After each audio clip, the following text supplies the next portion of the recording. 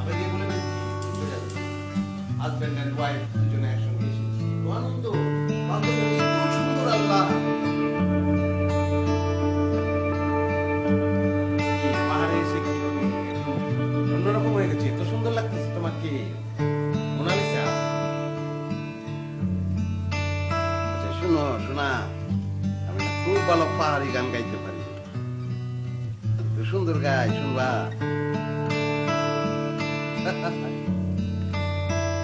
কবে যাব পাহাড়ে, আহারে আহারে, কবে যাই পাহাড়ে, আহারে আহারে। বলেছি আর এই গানটা আমি পারি না। দেখো, আমরা বান্দরবনে এসেছি, পাহাড়ি জায়গায় ঘুরবো, এখানে একটা চমৎকার জায়গা আছে জানো, নীলাচল। সেখানে গিয়ে আমরা পাহাড় থেকে মেঘ যে বেশি যায়, মেঘের মধ্যে দুজনে একসঙ্গে জাম্প করাম। তুমি সাইডে আছো, আমি একা জাম্প করাম, তুমি ডাক দিবা পরদেশি বাবু, যেও না, আমি আবার চলে আসবো। আমার এসব না আননেসেসারি কোনো শখ না। আর তুমি একা জানতে কেন? তুমি তোমার যে পুরানো বান্ধবী পাখিকে নিয়ে যাও। আমি ছাড়তাম তো যে এই ধরনের একটা প্রসঙ্গ দুম করে চলে আসবে, এবং তুমি ঠিকই এনেছো। খিতা বলতেছো তুমি, আমার তো মাথায় ঢুকতেছে না, এটা কোন কথা? আচ্ছা তুমি আমাকে একটা কথা বলো তো। একটা কেন বলো, তুমি 1000টা জিজ্ঞেস করো, কেন উত্তর দিব না? লই তুমি এই পাখি কি প্ল্যান করেছো?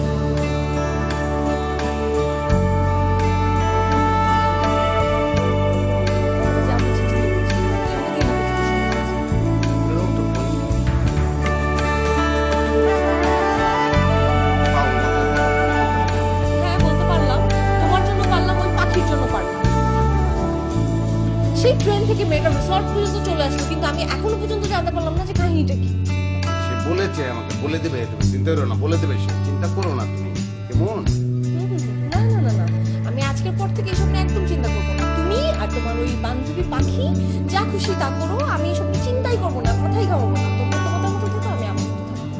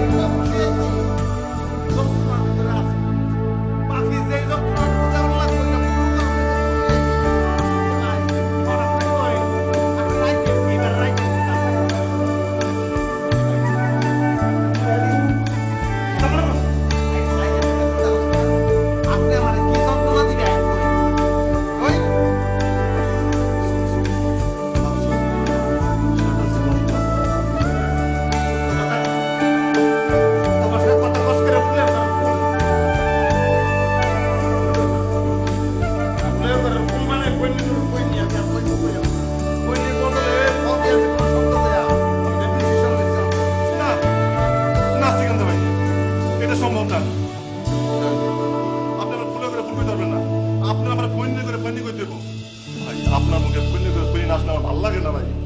আমি পারাম না রে প্লিজ ভাই, আমার অ্যাড্রেস আপনি ফোনে করে ফোনে কোন ভাই রে, আমি প্রমিস করছি আমি পারাম না, আমি ফুলের ঘরের ফুল কইয়াম ভাই।